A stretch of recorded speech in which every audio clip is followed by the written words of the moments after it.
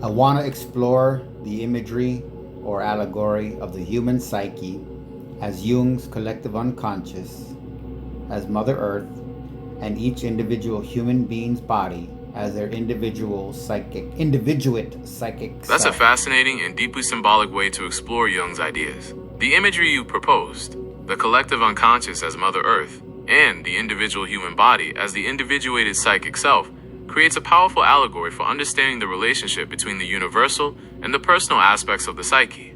Mother Earth as the collective unconscious.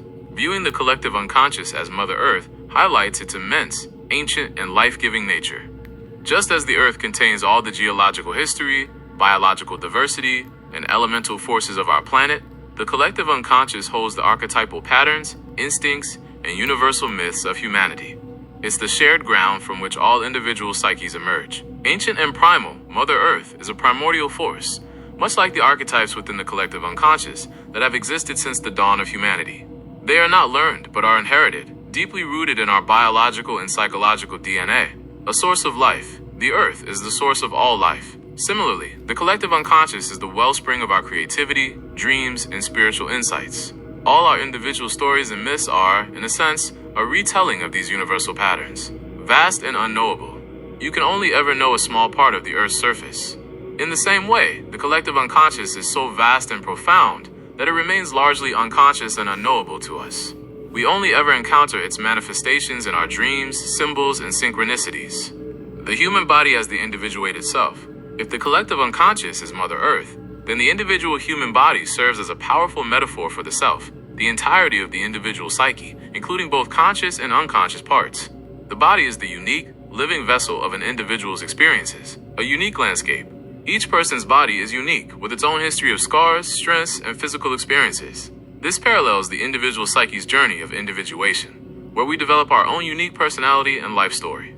We are all made of the same fundamental materials, the collective unconscious, but we are shaped by our own personal experiences and choices. The interface. The body acts as the interface between the internal world of the self and the external world. Similarly, the ego, a part of the self, is the conscious mind that navigates the external world while drawing from the deeper resources of the personal and collective unconscious. Embodied experience. Our bodies are where we experience emotions, sensations, and reality. This embodies the journey of the self, which is not just an abstract concept, but a living, breathing reality experienced in every moment of our lives. The allegory in action. This allegory suggests a dynamic relationship between the universal and the personal. Your body, the self, is always connected to Mother Earth, the collective unconscious.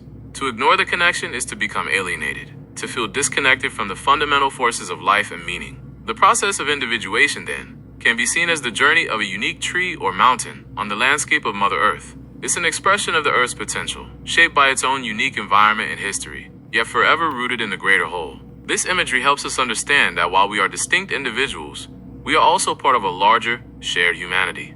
Our personal struggles and triumphs are echoes of universal patterns, and our unique selves are expressions of a single, universal psyche. What is using plants and minerals for medical purposes in this? Within the allegory of the psyche as Mother Earth and the body as the self, the use of plants and minerals for medicinal purposes takes on a rich, multi-layered meaning. It's not just about chemical compounds, it's a symbolic and archetypal act of healing. Here's how we can understand it. 1. Drawing from the source of life. Collective unconscious. The medicine of Mother Earth, plants and minerals are direct products of Mother Earth.